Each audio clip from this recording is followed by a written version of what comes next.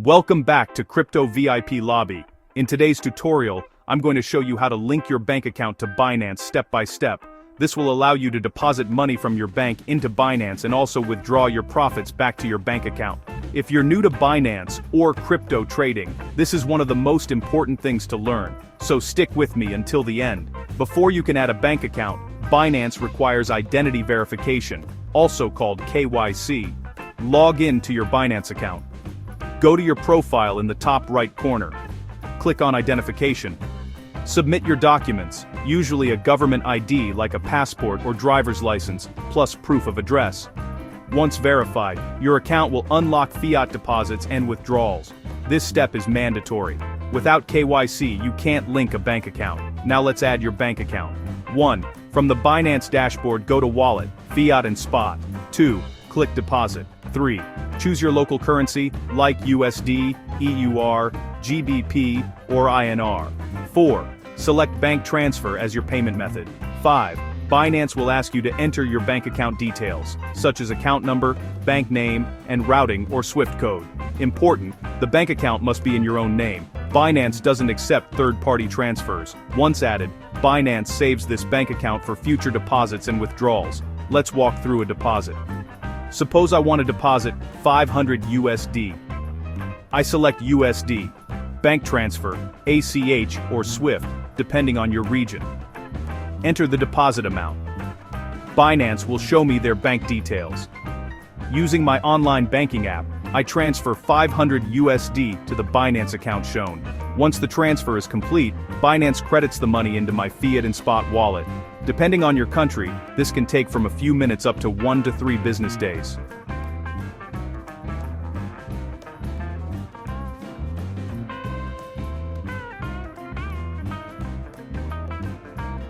Now let's look at withdrawals, cashing out profits to your bank. 1. Go to Wallet, Fiat and Spot, withdraw. 2. Select your currency, for example USD. 3. Choose your linked bank account. 4. Enter the withdrawal amount, say $200. 5. Confirm the transaction. Binance will process the withdrawal and send it to your bank.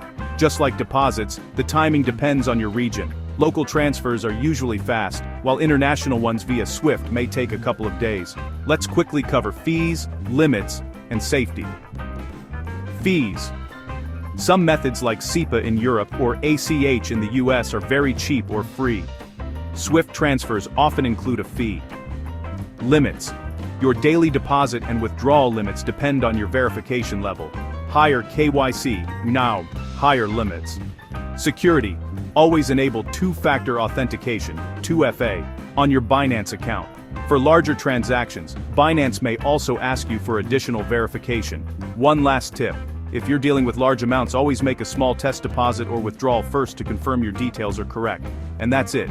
You now know exactly how to link your bank account to Binance for both deposits and withdrawals. If you found this tutorial helpful, make sure to like this video, share it with your friends, and subscribe to Crypto VIP Lobby for more crypto guides and trading tips.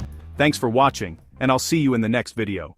Welcome back to Crypto VIP Lobby. In today's video, we're going to explore the different types of wallets inside Binance, like Spot, Funding, Futures, and more. And at the end, I'll also explain what hardware wallets are, and why every serious crypto investor should consider using one. So, let's get started.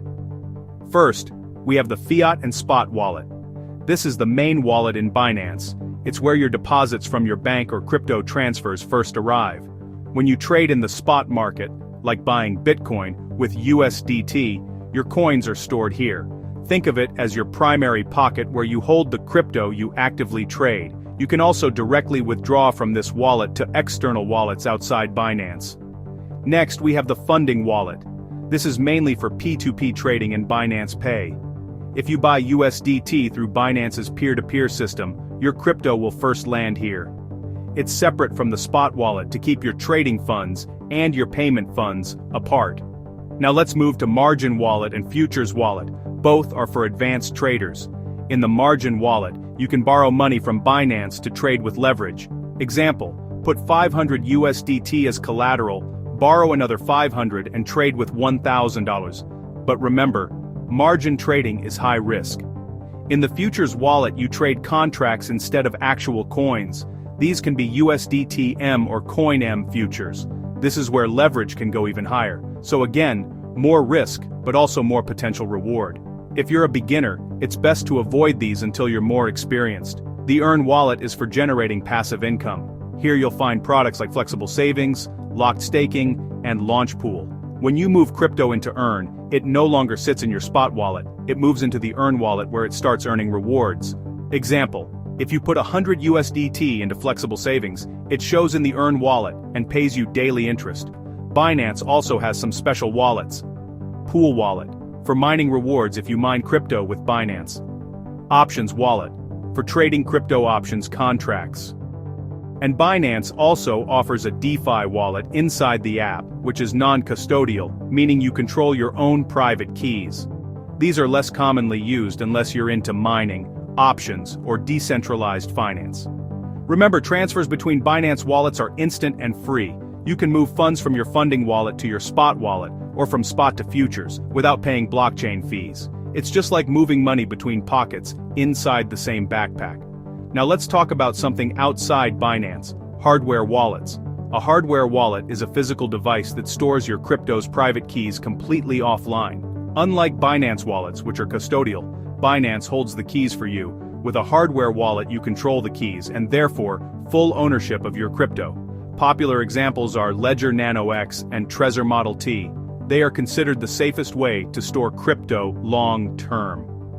Even if Binance gets hacked or your account is compromised, your hardware wallet remains secure because the keys never touch the internet. The downside is, they're less convenient for active trading. You usually use them for holding crypto you don't plan to sell soon. A good strategy is, keep trading funds on Binance, but store your long-term holdings in a hardware wallet. So, to wrap up, Binance offers different wallets for different purposes: spot, funding, margin, futures, earn, and more. For trading, Binance wallets are perfect, but for long-term storage and maximum security, nothing beats a hardware wallet. If this video helped you understand wallets better, don't forget to like this video, share it with your friends and subscribe to Crypto VIP Lobby for more crypto education. Thanks for watching, and I'll see you in the next one.